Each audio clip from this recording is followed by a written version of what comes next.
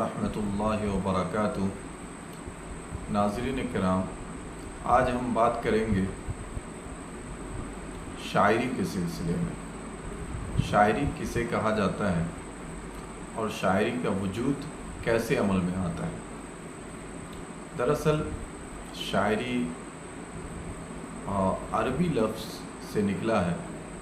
عربی میں ایک لفظ ہے شعر، یہ مصدر ہے شعر یشعر شعرا و شعرا، یہ ایک مصدر ہے اور اسی سے اس کے معنی ہی آتے ہیں محسوس کرنا، اور اسی سے شاعری اردو زبان میں استعمال ہوتا ہے۔ اصطلاح میں ہر اس کلام موضوع کو شعر کہا جاتا ہے جو بالقصد کہا جائے، بالارادہ کہا جائے۔ دراصل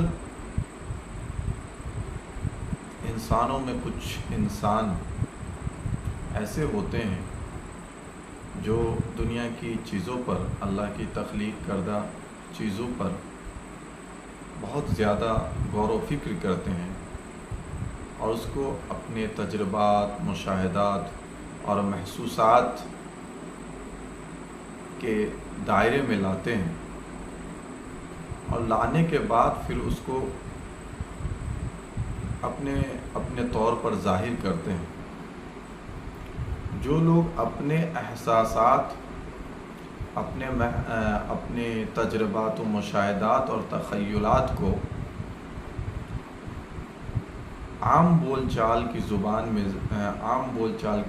میں ظاہر کرے، ایسے لوگوں کو نثر نگار کہا جاتا ہے۔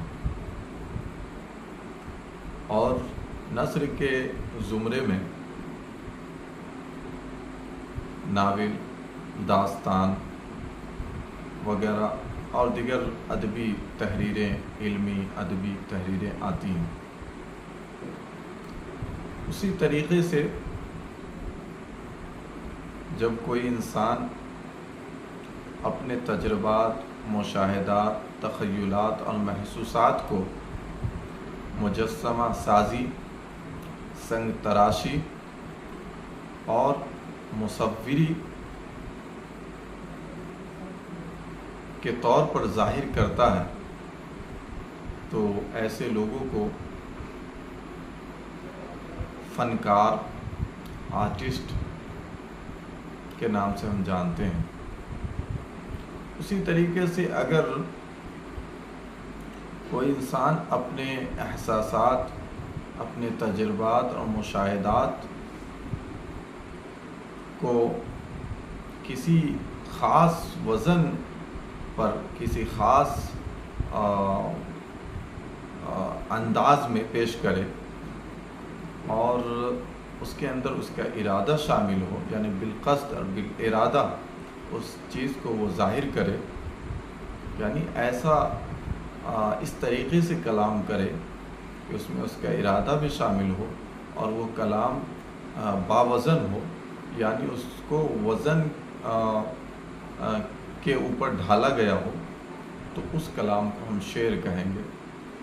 یعنی انسان اپنے محسوسات، تجربات و مشاہدات کو اگر وزن کے دائرے میں بیان کرے اور وزن پر رکھ کر بیان کرے تو اس کو ہم شعر کہیں گے۔